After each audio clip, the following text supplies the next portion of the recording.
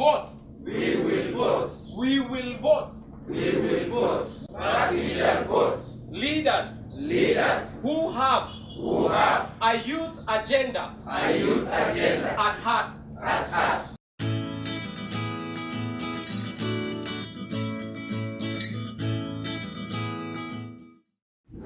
My name is Anderson, and this is an interactive session. I wonder, this guy who gave me an exam here, I thought it was a questionnaire, but it's a very difficult exam. It's actually pinning me down exactly on what I'm going to do when I given an opportunity to serve the residents of Nandi. And I've signed it. So when you elect him, you can be able to hold him accountable. Sindio? Yes. Because he has signed and he's demonstrating that he's going to serve you. So once in office, we can come back and tell him this is what you promised. Yes. So we are not allowed to campaign here. We are only allowed to give you our agenda. So let's be interactive enough. I'm going straight to agenda number 5. It forms the majority of the working force of the nation. So if you don't deal with the agenda of the youth, if that section of the population is suffering, then the country will be suffering at the end of the day. So I've tried to address the issues of the youth, though in that agenda I've attached the women. Again, here we have both gender, we have men, we have women. So in our county government, we need to give access to business opportunities and employment to the youth. So if you look at the item number 5, I've said I will enforce the provisions of the law. That really says there is a 30% provisions for the youth, both and of course and the women. So when I say 30% allocation, the law says 30% allocation of any public tenant. So as engineer, I'm saying if you give me this opportunity, I'll allocate you the 30% opportunities and people and the business within the county. Again, if you look at item E of my manifesto, nimesema vizuri sana. Kuna vijana wengi ambao wako na groups. Kuna vijana wako na circles. But the issue is these circles are not benefiting them. They are not benefiting the youth as it should be. One is a lack of management. 2 is a lack of proper training on how to manage finances, on how to manage some of these circles and groups. So in my manifesto again, I've said I will come and look at the existing youth groups. I will come and look at their objectives. What are their objectives for these groups? And again, I will find out what are the management and the financial challenges.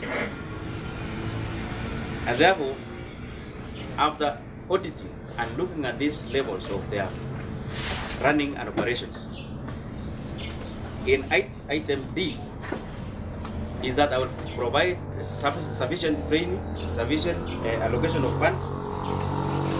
If the group is got a vision, if the group has got an objective, and they have never been able to achieve it for the last, say, 10 years, what is their problem? So as a governor, I will come and look at those groups.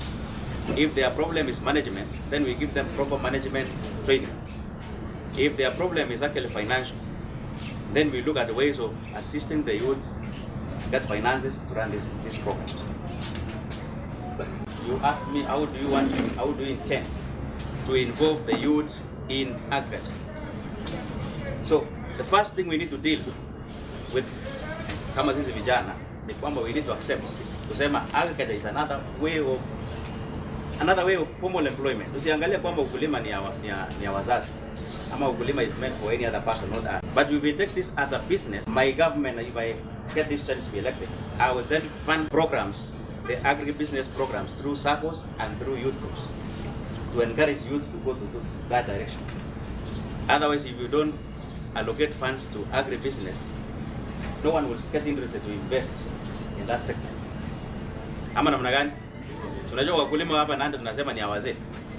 Sema ilikuwa ya wazazi wetu. Tunasema ilikuwa ya na, so that's why agriculture is dying slowly. Again, I will make sure that I engage the professionals within that sector and within our county to form part of the policy development in our county.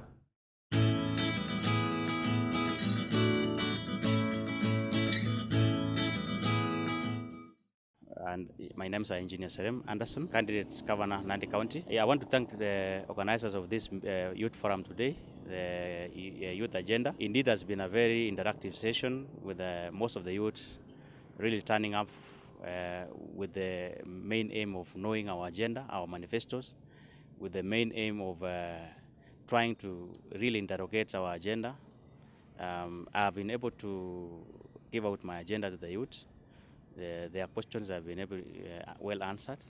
Indeed, most of the youth want to know before election, before they vote, what is it that I'm offering as a candidate that will change their lives, that will give them opportunities. It's about opportunities, both employment and business. So I've been able to run through my manifesto, and indeed I can see most of the youth are satisfied, and they will be willing to work with me. They'll be willing to vote for me as a preferred candidate. Youth Agenda indeed is one of the great programs. As we've seen, they are running from county to county. They not only teach the youth on the importance of participating in election, voting, but they also try to give youth forums. They give the youth opportunities to ask questions to their leaders. They give the youth a chance to indeed see if in their programs they have captured their interest as a youth. So I want to thank them, and I want to say if all of us, the youth, really engage these forums, we will be able to get the best leadership in our counties. We also touched about the issue of voting for the preferred candidates, voting for our choices, and not only that we need to vote in peace. We need to vote. We need to know that this election is not about, is not the end of the world. That if your candidate does not win today, there is still a chance tomorrow.